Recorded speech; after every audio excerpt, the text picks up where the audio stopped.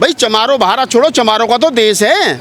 चमार तो इस देश का मूल निवासी है। चमार विदेश से थोड़ी आया है ब्राह्मणों की तरह, चमार मुस्लिम धर्मों की तरह बाहर से थोड़ी आया है। नहीं, दिक्कत ये चमार लठ लेके चमार ने पीटना शुरू कर दिया है। आपसे पहले कहते थे चमार इधर चल, तो वो आगे आगे चल देख रहा, चमार के यहाँ आती जी मालिक साहब, चमार यहाँ बैठ जाए, जी मालिक साहब, चमार खड़ा हो जाए, जी मालिक साहब। अब चमार यहाँ से तो वो जूता निकाल के हाथ में लाता है कि यहाँ से तो लठ निकाल के हाथ में लाता है और लाकर धड़ मारता है। तो ये क्या है कि चमार ने बोलना सीख लिया, बाबा साहब अम्बेडकर को पढ़ लिया, कबीर नानक रैदास को पढ़ लिया, फूले को पढ़ लिया।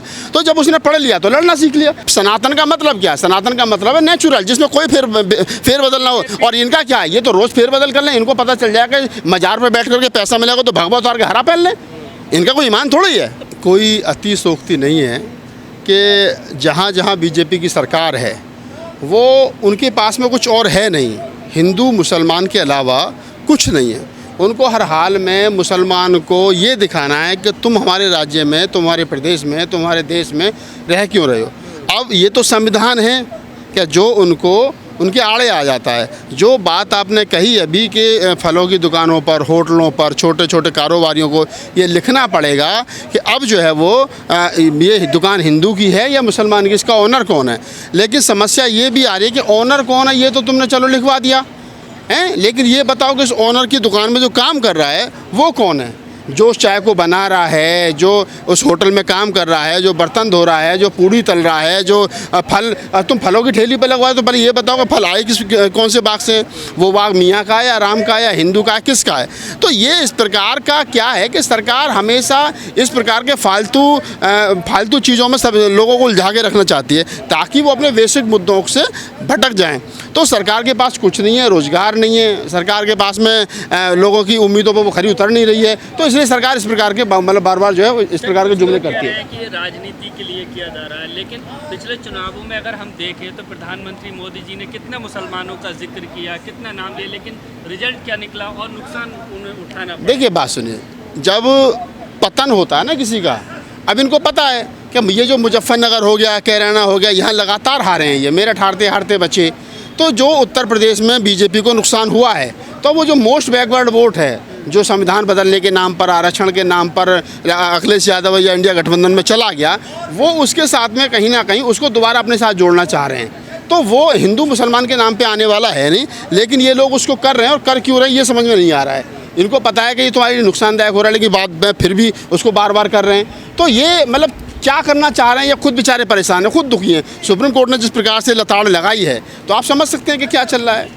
कहा जा रहा है कि अब क्लियर हो जाएगा, जो कांवड़ी आएंगे उनको कन्फ्यूजन नहीं रहेगा। बहुत सारे कांवड़ियों के वीडियो रील के रूप में वायरल हो रहे हैं जो ये कह रहे हैं कि हमें कोई मतलब नहीं है, जहाँ भोले हमारे पैर रोक देंगे हम रुक जाएंगे। वो दुकान अब्दुल की है या राम की है, हमें इस बात से कोई मतलब नहीं है, हमें खाना साफ़ सफाई के साथ चाहिए। तो ये कहना अब ऐसे बहुत सारे मुसलमान मिल जाएंगे जो राजनेता हैं, जो कांवड़ियों के लिए क्या नाम है टेंट लगवाते हैं। आप चलिए सहारनपुर से मुजफ्फरनगर से कितने मुसलमान हैं जो सांसद बन गए, विधायक बन गए, उनके क्षेत्र से कांवड़िए गुजर रहे हैं, उन्होंने अपने राहत शिविर कैंप लगवा रखे हैं। तो यार ये जो हिंदू मुस्लिम एकता है इसको बिगाड़ने का काम किया जा रहा है। तो इसका मतलब सीधा कह रहे हो कि जो मुस्लिम है वो कांवड़ियों के लिए राहत कैंप ना लगवाए, आप ही लगवाओगे, आप ही ठेकेदार हो। तो पहले कांवड़ियों के साथ तो बैठ करके डिस्कस कर लो। कोई कांवड़ियों का प्रतिनिधिमंडल योगी जी के पास गया हो, धामी जी के पास गया हो, क्या जी आप इस प्रकार का हमारे लिए कानून बनाओ ताकि हमारा ईमान भ्रष्ट ना हो। तो ये फालतू की चीज़ें हैं, ये लोगों को मैंने बताया उलझा के रखना चाहते हैं।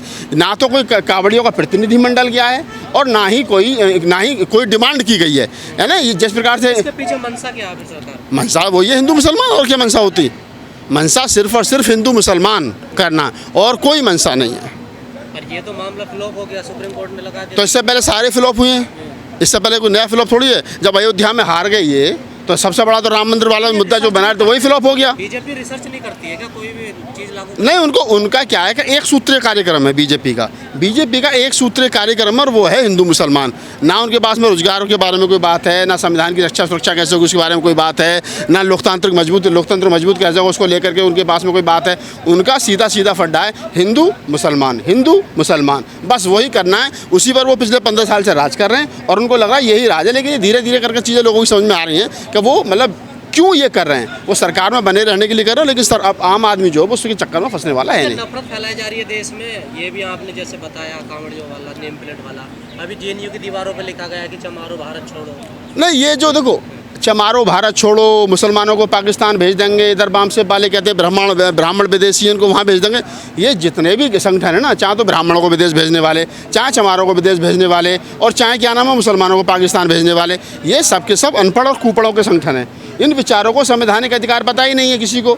अरे जब संविधान इस देश के अंदर देश आज़ाद हो गया, संविधान इस देश के अंदर लागू हो गया और संविधान में प्रत्येक नागरिक को बराबर की हिस्सेदारी मिल गई, बराबर का उसको सुख सुविधाएं दी जा रही हैं, देश की टोटल चल संपत्ति पर हर आदमी का अधिकार है, तो ये कौन से लोग हैं चमारो भारत छोड़ो। अच्छा चलो मैं तुम्हारी बात पर आ जाता हूँ भाई, चमारो भारत छोड़ो, चमारों का तो देश है, चमार तो इस देश का मूल निवासी है। चमार विदेश से थोड़ी आया है ब्राह्मणों की तरह, चमार मुस्लिम धर्मों की तरह बाहर से थोड़ी आया है। चलो आप 1% उनको कह सकते हो, हालांकि वो भी गलत है, वो भी इसी देश के नागरिक हैं, लेकिन जो लोग चमारों को कर रहे हैं तो चमारों को तो देश है, चमार तो यहाँ के मूल निवासी है, तो उनसे कैसे कहते हो भारत छोड़ो। दिक्कत क्या हो गई है? नहीं दिक्कत ये, चमार लठ लेके चमार ने पीटना शुरू कर दिया है। आपसे पहले कहते थे चमार इधर चल, तो वो आगे आगे चल देख रहा, चमार के यहाँ आती जी मालिक साहब, चमार यहाँ बैठ जाए जी मालिक साहब, चमार खड़ा हो जाए जी मालिक साहब। अब चमार यहाँ से तो वो जूता निकाल के हाथ में लाता है कि यहाँ से तो लठ निकाल के हाथ में लाता है और लाकर धड़ मारता है। तो ये क्या है कि चमार ने बोलना सीख लिया, बाबा साहब अम्बेडकर को पढ़ लिया, कबीर नानक रैदास को पढ़ लिया, फूले को पढ़ लिया, तो जब उसने पढ़ लिया तो लड़ना सीख लिया, और जब लड़ना सीख गया तो अब उसको डर लग रहा है। अब ये कह रहे हैं कि भैया इनसे एक काम करो, तुम भारत ही छोड़ दो। तो ये क्या है कि उल्टा कहना शुरू कर दिया इन्होंने। भाई साहब हमने कौन सी गाली दी, हम तो वही काम कर रहे हैं जो कबीर ने करा, हम वही काम कर रहे हैं जो रैदास ने करा, हम वही काम कर रहे हैं जो फूले साहब ने करा, हम वही काम कर रहे हैं जो पेरियार ने करा, हम वही काम कर रहे हैं जो डॉक्टर अम्बेडकर ने करा। राहुल नागपाल जैसे चंद मुठीवर लोग जो बोलने वाले हैं, वो कुछ अपनी तरफ से कह रहे हो तो मुझे बता दो। अगर मैं कह रहा हूँ ब्राह्मण विदेशी है तो ये रिपोर्ट है, अगर मैं कह रहा हूँ कि ये जो सनातन हिंदू धर्म नाम की कोई चीज़ नहीं है, कोई बीमारी नहीं है, तो ये सच्चाई है। अगर मैं पेरियार साहब के 15 सवाल दोहरा रहा हूँ तो ये पेरियार साहब कह करके गए। अगर मैं बाबा साहब डॉक्टर अम्बेडकर की 22 प्रतिज्ञा दोहरा हूँ तो बाबा साहब कह करके गए। इसमें मेरा क्या है, मैं तो पुरानी बातों को सिर्फ आगे डिलीवर कर रहा हूँ। अब वो पुरानी बात भी अगर तुमको हजम नहीं हो रही है तो उसमें मैं क्या कर सकता हूँ। अब इसका मतलब आपके कान खराब है। सनातन का मतलब है नेचुरल, जिसमें कोई बदलाव ना हो। असली सनातनी तो हम है यार, बुद्ध को मानने वाले। बुद्ध का धम्म जो है वो साइंटिफिक है, और बुद्ध जो है वो साइंस के ऊपर खरा उतरता है बुद्ध का धम्म। तो हम तो साइंटिफिक लोग, तो असली सनातनी तो हमें, तो इन्होंने हमारा सब चुना लिया, एज धम्मो सनातन हो। आप आज ये कह रहे हैं कि हम सनातनी, भाई तुम पहले कभी हिंदू बन जाते हो, कभी वैदिक बन जाते हो, कभी सनातनी बन जाते हो। तो सनातन का मतलब क्या है? सनातन का मतलब है नेचुरल, जिसमें कोई फेरबदल ना हो। और इनका क्या है, ये तो रोज़ फेरबदल कर लें, इनको पता चल जाएगा मजार पर बैठ करके पैसा मिलेगा तो भगवा उतार के हरा पहन लें। इनका कोई ईमान थोड़ी है। तो बीजेपी बौखला गई है कि जो रिजल्ट है 2024 में? नहीं बौखला नहीं है, इनका दिमाग काम नहीं कर रहा है, इनका दिमाग खराब हो गया है पूर्णतः। और ये देखना भी जुत्रम पुत्रम अभी नहीं होने वाला, योगी की सरकार गिरते गिरते बची है। तो ये क्या है ना, बहुत सारी चीज़ें उठापटक चल रही है, और ये जो भी है, जितना भी नुकसान हो रहा है, ये जितने भी ऐसे काम कर रहे हैं अपने ही पैरों में कुल्हाड़ी मार रहे हैं। क्या सरकार बड़ी हो गई? नहीं, सरकार बड़ी हो गई या संगठन बड़ा हो गया तो बीजेपी और आरएसएस के लोग ही बेहतर बता सकते हैं।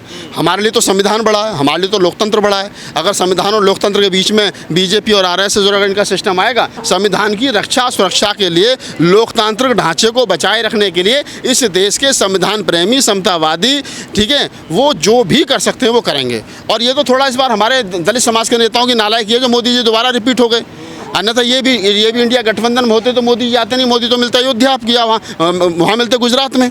सिस्टम इस देश के मूल निवासियों के हाथ में होता, प्रधानमंत्री हमारा होता, सब कुछ हमारा होता। लेकिन कुछ नेता हैं हमारे जो बेचारे उसकी कहते हैं ना कि उसकी खनक में, सिक्कों की खनक में बिक गए। भैया भतीजे चाचा ताऊ अपने पार्टी के नेताओं को बचाने में लगे, तो ठीक है, समाज पिट रहा है, पिटने दो।